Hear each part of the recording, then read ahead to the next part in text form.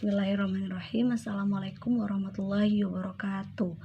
Alhamdulillahirrahmanirrahim. Allahumma sholli ala sayyidina Muhammad wa ala ali sayyidina Muhammad. Perkenalkan, nama saya Agus Mijarawitin. Sebagai moderator dari kelompok 1 akan mempresentasikan tugas kelompok dengan mata kuliah Dasar-dasar Ilmu Pendidikan. Sebelumnya kelompok 1 terdiri dari 3 orang. Yang pertama Esa Adila dengan NIM 21016016, kedua Gus Mijarawitin dengan NIM 21016020, yang ketiga Sitiani dengan NIM 21016047. Kami dari kelompok 1 akan menyampaikan materi dengan judul Konsep Hakikat Manusia Menurut Al-Quran dan Pakar. Baiklah, materi 1 yang akan disampaikan oleh Esa Adila.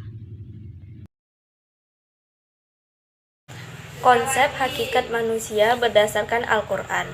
Dalam Al-Quran, konsep hakikat manusia memiliki pandangan yang sangat bertolak belakang dengan pandangan pakar. Menurut bahasa, hakikat berarti kebenaran atau sesuatu yang sebenar-benarnya dari segala sesuatu. Dapat juga dikatakan bahwa hakikat itulah inti dari segala sesuatu atau yang menjadi jiwa sesuatu. Di kalangan tasawuf, orang mencari hakikat diri yang sebenarnya. Oleh sebab itu, sering dikatakan mencari sebenar-benarnya diri. Berbicara serta berdiskusi tentang manusia selalu menarik. Sebab selalu menarik, maka masalahnya tidak pernah selesai dalam artian tuntas. Pembicaraan mengenai makhluk psikofisik ini bagaikan suatu permainan yang tak pernah selesai. Selalu terdapat pertanyaan mengenai manusia, atau manusia merupakan makhluk yang menakjubkan, makhluk yang unik, multidimensi, serba mencakup, sangat terbuka dan memiliki potensi yang agung.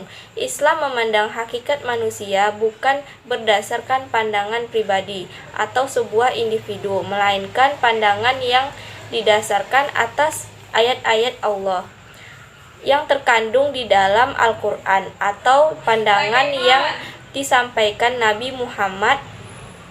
Ada beberapa konsep hakikat manusia dalam pandangan Al-Quran, yaitu yang pertama, manusia sebagai hamba Allah.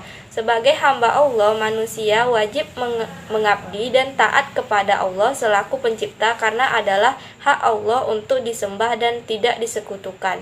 Bentuk pengabdian manusia sebagai hamba Allah tidak terbatas hanya pada ucapan dan perbuatan, melainkan juga harus dengan keikhlasan hati seperti yang diperintahkan dalam surah Al-Bayyinah, yang artinya padahal mereka tidak disuruh kecuali supaya menyembah Allah dengan memurnikan ketaatan kepadanya dalam menjalankan agama yang lurus. Yang kedua, manusia sebagai Al-Nas. Di dalam Al-Quran, manusia juga disebut dengan Al-Nas. Al-Nas ini mengacu pada status manusia yang erat kaitannya dengan lingkungan masyarakat di sekitarnya, di mana hal ini sesuai dengan fitrah manusia sebagai makhluk sosial. Hal ini sesuai dengan firman Allah dalam Al-Quran sebagai berikut. Hai manusia, sesungguhnya kami menciptakan kamu dari seorang laki-laki dan seorang perempuan, dan menjadikan kamu berbangsa-bangsa dan bersuku-suku, supaya kamu saling mengenal. Sesungguhnya yang paling mulia di antara kamu di sisi Allah adalah yang paling takwa di antara kamu. Sesungguhnya Allah Maha Mengetahui lagi Maha Mengenal. Quran Surah Al-Hujurat ayat 13. Yang ketiga, manusia sebagai khalifah Allah. Manusia sebagai khalifah Allah mempunyai tanggung jawab menjalankan amanah di muka bumi. Sebagai khalifah di bumi, manusia mempunyai wewenang untuk memanfaatkan alam atau bumi ini untuk memenuhi kebutuhan hidupnya dan bertanggung jawab terhadap kelestarian alam, seperti dijelaskan dalam surah Al-Jumu'ah, yang artinya, maka apabila telah selesai sholat, hendaklah kamu bertebaran di muka bumi ini dan carilah karunia Allah dan ingatlah Allah banyak-banyak agar kamu beruntung. Quran Surah Al-Jumu'ah ayat ke-10. Yang keempat, manusia sebagai al-insan. Manusia disebut al-insan dalam Al-Quran mengacu pada potensi yang diberikan Tuhan kepadanya.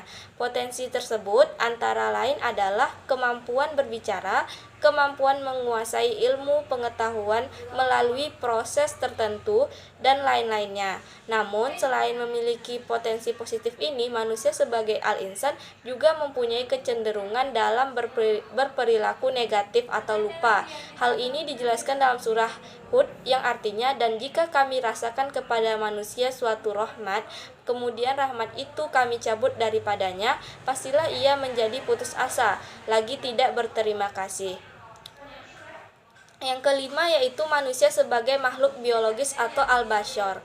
Manusia adalah makhluk jasmaniah yang secara umum terikat kepada kaidah umum makhluk biologis seperti berkembang biak, mengalami fase pertumbuhan dan perkembangan, serta memerlukan makanan untuk hidup, dan pada akhirnya mengalami kematian.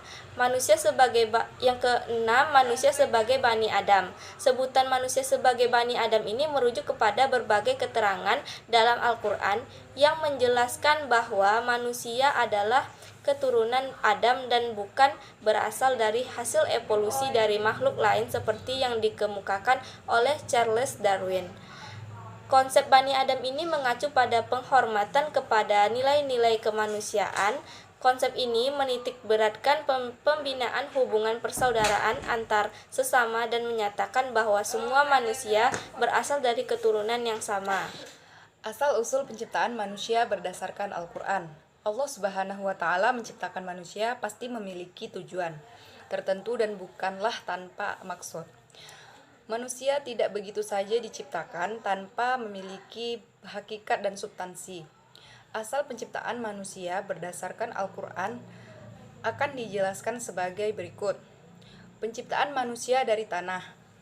Berikut adalah ayat-ayat yang menjelaskan kejadian penciptaan manusia dari tanah, yang artinya yang membuat segala sesuatu yang menciptakan sebaik-baiknya dan memulai penciptaan manusia dari tanah. Kemudian dia menjadikan keturunan dari saripati air yang hina, kemudian dia menyempurnakan dan meniupkan ke dalam tubuhnya ruh ciptaannya, dan dia menjadikan bagi kamu pendengaran, penglihatan, dan hati, tetapi tidak sedikit yang bersyukur. Quran Surah As-Sajdah ayat 7.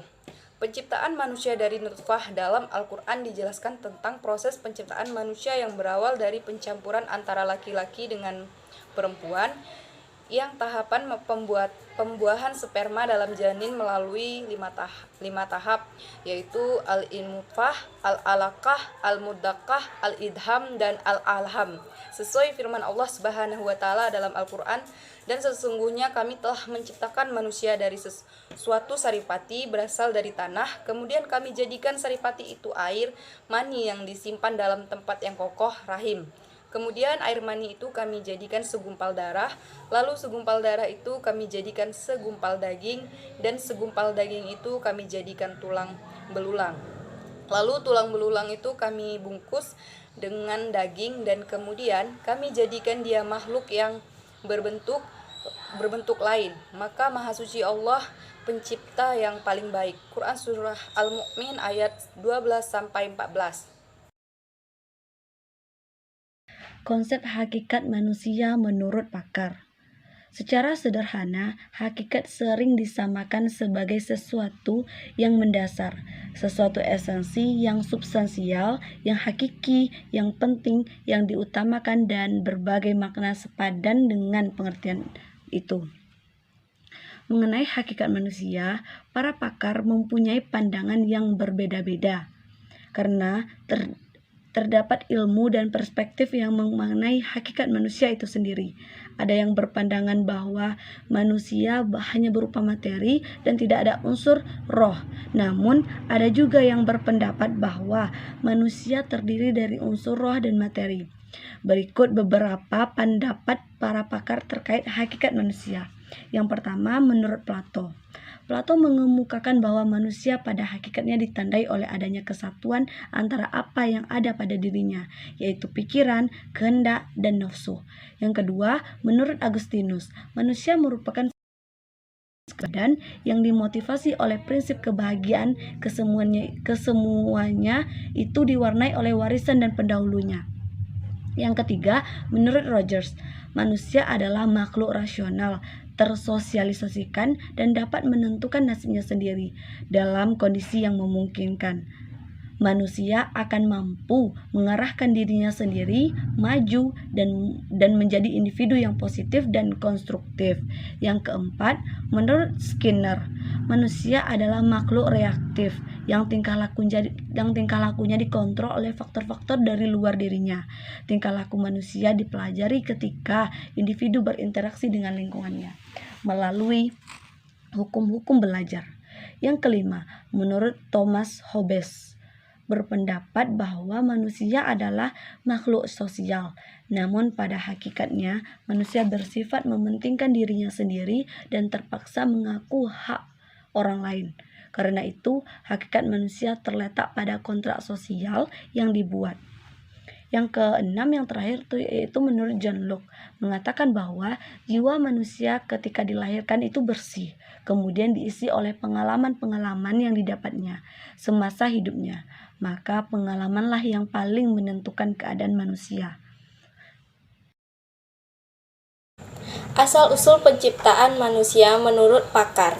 Yang pertama yaitu menurut pakar tafsir Ibnu Katsir. Ibnu Katsir berpendapat bahwa manusia diciptakan Allah dengan ketetapan yang sempurna, dibalut dengan fitrah. Allah menciptakan manusia secara sempurna sesuai dengan fitrahnya. Ibnu Katsir berpendapat bahwa manusia pada dasarnya memiliki sikap yang baik sampai batasan tertentu. Manusia juga memulai kehidupannya dengan kebaikan. Sebagaimana bahwasanya manusia diciptakan dengan kebaikan, Ibnu Katsir berpendapat manusia selalu cenderung mendekat dengan sikap berputus asa yang sia-sia, terlebih jika diuji dengan musibah yang dianggapnya besar. Kemudian ada teori evolusi Charles Darwin. Pernyataan Darwin mendukung bahwa manusia modern berevolusi dari sejenis makhluk yang mirip kera. Selama proses evolusi tanpa bukti ini, yang diduga telah dimulai dari 5 atau 6 juta tahun yang lalu, dinyatakan bahwa terdapat beberapa bentuk peralihan antara manusia modern dan nenek moyangnya. Beberapa pandangan mengenai konsep hakikat manusia. Pandangan psikoanalitik. Dalam pandangan ini diyakini bahwa pada hakikatnya manusia digerakkan oleh dorongan-dorongan dari dalam dirinya yang bersifat instinktif. Hal ini menyebabkan tingkah laku seorang manusia diatur dan dikontrol oleh kekuatan psikologis yang memang ada dalam diri manusia. Kemudian ada pandangan humanistik. Para humanis menyatakan bahwa manusia memiliki dorongan-dorongan dari dalam dirinya untuk mengarahkan dirinya mencapai tujuan yang positif. Mereka menganggap manusia itu rasional dan dapat menentukan nasibnya sendiri. Kemudian ada pandangan Martin Buber. Martin Buber mengatakan bahwa pada hakikatnya manusia tidak bisa disebut ini atau itu. Menurutnya, manusia adalah sebuah eksistensi atau keberadaan yang memiliki potensi namun dibatasi oleh kesempatan alam. Namun keterbatasan ini hanya bersifat faktual, bukan esensial, sehingga apa yang akan dilakukannya tidak dapat diprediksi. Kemudian ada pandangan behavioristik. Pada dasarnya, kelompok behavioristik menganggap manusia sebagai makhluk yang reaktif dan tingkah lakunya dikendalikan oleh faktor-faktor dari luar dirinya, yaitu lingkungannya,